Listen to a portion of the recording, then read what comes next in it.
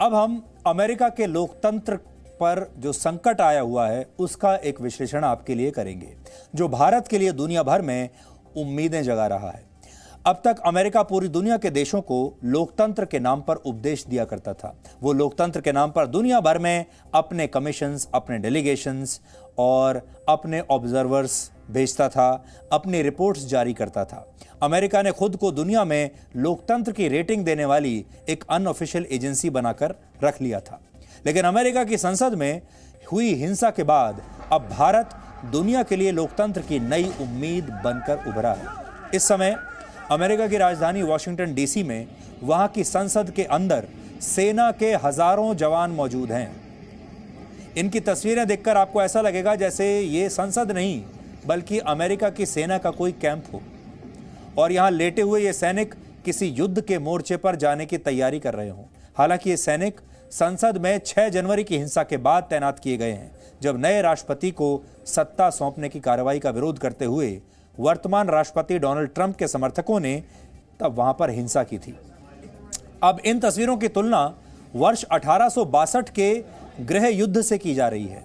उस समय भी अमेरिका की संसद में बड़ी संख्या में सैनिक तैनात करने पड़े थे, और इसका मतलब है कि शांति काल होने के बाद भी इस समय अमेरिका की संसद की तस्वीरें युद्ध काल जैसी दिखती हैं। ऐसी तस्वीरें अमेरिका की लोकतंत्र वाली सॉफ्ट पावर को बहुत धक्का पहुंचा रही हैं, बहुत कमजोर कर रही हैं। जब वहां की राजधानी का ये हाल है तो आप अमेरिका की आम जनता के डर को भी समझ सकते हैं। अमेरिका के न्यू जर्सी में शीशे की दीवारों से बने बड़े बड़े ब्रांड्स के शोरूम्स की सुरक्षा के लिए उन्हें कार्डबोर्ड से ढका जा रहा है। शोरूम के मालिकों को हिंसा होने पर हमले का डर है, इसलिए ये अपने अपने शोरूम्स और दुकानों की सुरक्षा में लगे हुए हैं। अमेरिका दुनिया का सबसे समृद्ध और आधुनिक समाज माना जाता है। वहाँ का पुलिस डिपार्टमेंट लेटेस्ट हथियारों और टेक्नोलॉजी से लैस है। इसके बावजूद अमेरिका अपने लोगों को भी सुरक्षा का भरोसा दे नहीं पा रहा, और नए राष्ट्रपति की शपथ से पहले अमेरिका में एक डर का माहौल है। अमेरिका की संसद के बाहर लगा ये 8 फीट ऊंचा स्टील का बैरियर देखिए। वहां के लोकतंत्र के लिए ये सबसे बड़ी शर्म की बात है। लोहे की ऐसी बाड़ अक्सर 2 देशों की सीमा पर लगाई जाती है ताकि कोई घुसपैठिया या आतंकवादी अंदर ना आ सके, लेकिन अमेरिका की संसद के बाहर ये लोहे की दीवार राष्ट्रपति डोनाल्ड ट्रंप के समर्थकों से सुरक्षा के लिए लगाई गई है। वहां पर अमेरिका के निर्वाचित राष्ट्रपति यानी नए राष्ट्रपति जो बाइडेन के शपथ ग्रहण समारोह की तैयारियां इस समय चल रही हैं, लेकिन संसद से लेकर सड़कों तक की सुरक्षा व्यवस्था को देखकर ऐसा लगता है मानो किसी आतंकवादी हमले की वहां पर आशंका है। अमेरिका में डर इतना ज्यादा है कि वहां का प्रशासन अपने सुरक्षा बलों पर भी पूरा भरोसा नहीं कर रहा।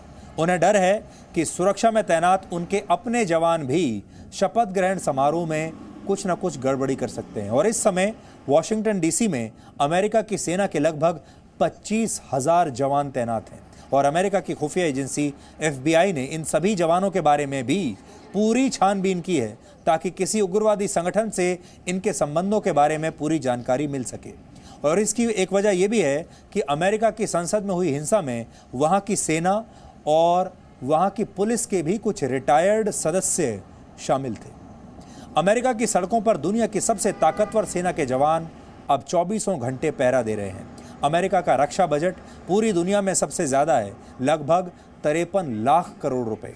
उसकी सेना सबसे शक्तिशाली मानी जाती है और उसके पास सबसे आधुनिक हथियार भी हैं, लेकिन इसके बाद भी अमेरिका की जनता का डर कम नहीं हो रहा। वॉशिंगटन डीसी के मेयर ने भी लोगों को शपथ ग्रहण समारोह में शामिल होने की बजाय अपने अपने घरों में रहने या फिर शहर से ही बाहर चले जाने के लिए कहा है। इसकी एक वजह कोरोना वायरस का संक्रमण भी है, लेकिन अमेरिका में अब कोरोना महामारी से ज्यादा राष्ट्रपति डोनाल्ड ट्रंप के समर्थकों की हिंसा का डर है।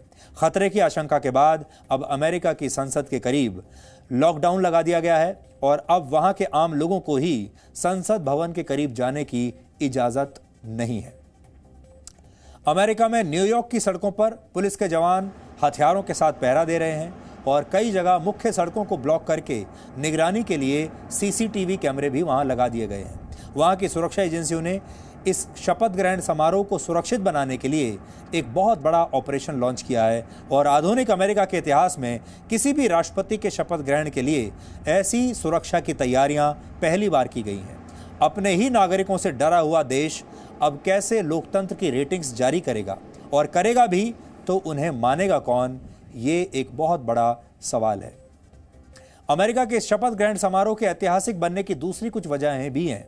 निर्वाचित राष्ट्रपति जो बाइडेन के शपथ ग्रहण में वर्तमान राष्ट्रपति डोनाल्ड ट्रंप शामिल नहीं होंगे और पिछले 100 वर्षों में ऐसा पहली बार होगा। इस समय अमेरिका के राष्ट्रपति और निर्वाचित राष्ट्रपति दोनों की सुरक्षा वहां की सीक्रेट सर्विस के जिम्मे है और ये सीक्रेट सर्विस ही वहां पर सुरक्षा से जुड़े सभी बड़े फैसले ले रही है। किसी भी आपात स्थिति से निपटने के लिए अमेरिका की सेना, रक्षा मंत्रालय, खुफिया एजेंसी और सभी सुरक्षा बलों को मिलाकर एक बड़ा नेटवर्क बनाया गया है और इसमें बॉम्ब डिस्पोजल स्क्वाड से लेकर स्पेशल सिक्योरिटी टीम्स शामिल हैं। अमेरिका के सभी 50 राज्यों में सुरक्षा बलों को वॉशिंगटन डीसी बुलाया जा रहा है। इन तैयारियों को देखकर ऐसा लगता है मानो अमेरिका किसी बहुत बड़े युद्ध की तैयारी कर रहा है। वहां की खुफिया एजेंसी FBI का दावा है कि उन्हें अब तक 1 लाख से ज्यादा डिजिटल सूचनाएं मिली हैं, जिनका संबंध शपथ ग्रहण समारोह में किसी न किसी गड़बड़ी की आशंका से हो सकता है।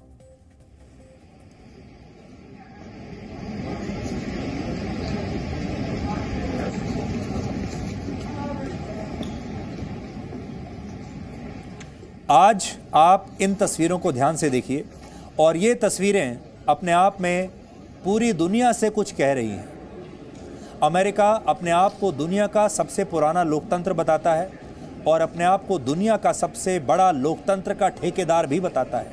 आपने देखा होगा भारत जैसे देशों को भी अपने यहाँ कोई बहुत बड़ा कदम या बहुत बड़ा फैसला लेने से पहले अमेरिका जैसे देशों से लोकतंत्र का सर्टिफिकेट लेना पड़ता है। आज हम अमेरिका की तरफ देखते हैं कि अमेरिका कश्मीर के बारे में क्या बयान देता है। हम कश्मीर में जब अनुच्छेद 370 हटाते हैं तो हमें बड़ी उम्मीद रहती है कि अमेरिका हमारा इस पर समर्थन करेगा। हम पश्चिम देशों की तरफ देखते हैं कि वो पाकिस्तान ऑक्यूपाइड कश्मीर पर हमारा साथ देंगे या नहीं देंगे। हम पश्चिमी देशों की तरफ देखते हैं जब हमारे अपने देश में आतंकवादी हमला होता है, मुंबई में आतंकवादी हमला होता है, तो हम पश्चिमी देशों की तरफ, इन्हीं देशों की तरफ देखते हैं कि क्या ये इस हमले के बाद हमारा साथ देंगे या पाकिस्तान का साथ देंगे। हमारे यहाँ जब पुलवामा का आतंकवादी हमला हुआ था तब हमने पश्चिमी देशों से खास तौर पर बहुत समर्थन मांगा था और हर बार जब कोई देश समर्थन देता था तो हम बड़े खुश होते थे कि देखिए पश्चिमी देश अब हमारे साथ आ गए हैं। आतंकवाद पर भी हम लगातार उनसे सर्टिफिकेट लेते हैं। और अमेरिका जैसा जो देश है वो तो आपने हर जगह देखा होगा, वो लोकतंत्र की बहाली के नाम पर अब तक न जाने कितने देशों को बर्बाद कर चुका है, जिसमें इराक शामिल है, अफगानिस्तान शामिल है।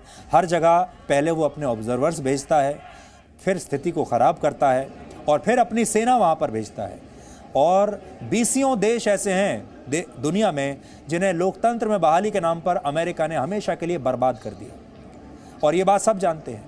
लोकतंत्र की बहाली के नाम पर अमेरिका ने न जाने कितने देशों में युद्ध करवा दिए, सिर्फ इसलिए क्योंकि वो ये सोचता है कि उसी की जिम्मेदारी है पूरी दुनिया में लोकतंत्र की बहाली करना।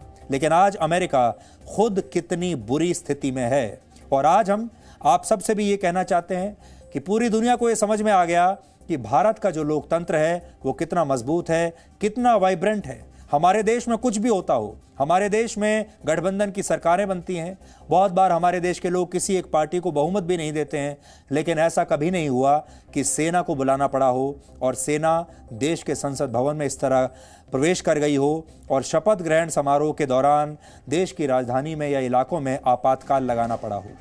इसलिए आज दुनिया को समझ में आ रहा है कि भारत के लोकतंत्र में और अमेरिका जैसे देशों के नकली लोकतंत्र में कितना बड़ा फर्क है।